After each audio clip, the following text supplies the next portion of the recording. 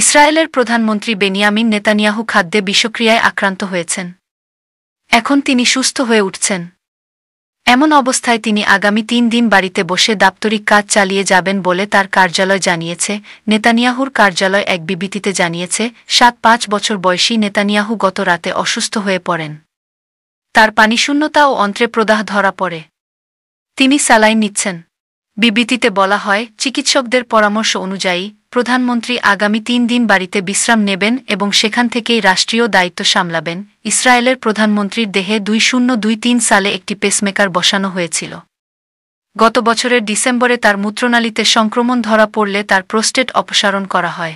ইসরায়েলের হামলায় ক্ষতিগ্রস্ত আকাশ প্রতিরক্ষা ঠিক করেছে ইরান। আজ রোববার ইরানের সেনা কর্মকর্তা মাহমুদ মৌসাবির বরাতে এ তথ্য জানিয়েছে দেশটির বার্তা সংস্থা দেফাহ প্রেস। গত জুনে টানা ১-২ দিনের সংঘাতে জড়িয়ে পড়ে ইরান ও ইসরায়েল। এ সময় ইরানের আকাশে আধিপত্য বিস্তার করে ইসরায়েলের বিমান বাহিনী। তাদের হামলায় ইরানের আকাশ প্রতিরক্ষা ব্যবস্থার ব্যাপক ক্ষয়ক্ষতি হয়। ইরানের সামরিক বাহিনীও ইসরায়েলে পাল্টা ক্ষেপণাস্ত্র ও ড্রোন হামলা চালায়। ইরানের সেনা কর্মকর্তা মাহমুদ মৌসাবি বলেন, আমাদের কিছু আকাশ প্রতিরক্ষা ব্যবস্থা ক্ষতিগ্রস্ত হয়েছিল।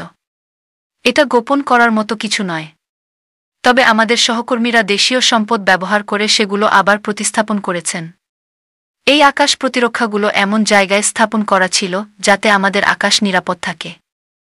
ইসরায়েলের সঙ্গে সর্বশেষ সংঘাত শুরুর আগে ইরানের সামরিক বাহিনীর কাছে রাশিয়ার তৈরি S-300 আকাশ প্রতিরক্ষা ব্যবস্থা ছিল। এছাড়া নিজেদের তৈরি দূরপাল্লার বাভার ৩-৭-৩ আকাশ প্রতিরক্ষা ব্যবস্থা ব্যবহার করত তেহরান। সেগুলো ক্ষতিগ্রস্ত হওয়ার পর ইরান নতুন আকাশ প্রতিরক্ষা ব্যবস্থা আমদানি করেছে কি না তা জানায়নি দেফাহ নিউজ। পরমাণু প্রকল্প নিয়ে আলোচনা। এদিকে আজ ইরানের আধা সরকারি বার্তা সংস্থা তাসনিম নিউজ জানিয়েছে, আগামী সপ্তাহে নিজেদের পরমাণু প্রকল্প নিয়ে যুক্তরাজ্য, ফ্রান্স ও জার্মানির সঙ্গে আলোচনায় বসতে পারে তেহরান। ইউরোপের এই ৩ দেশ ও ইউরোপীয় ইউনিয়নের পররাষ্ট্রনীতি বিষয়ক প্রধান কাজা কালাসের সঙ্গে ইরানের পররাষ্ট্রমন্ত্রী আব্বাস আরাগচির বৈঠকের পরই নতুন আলোচনার খবর সামনে এল।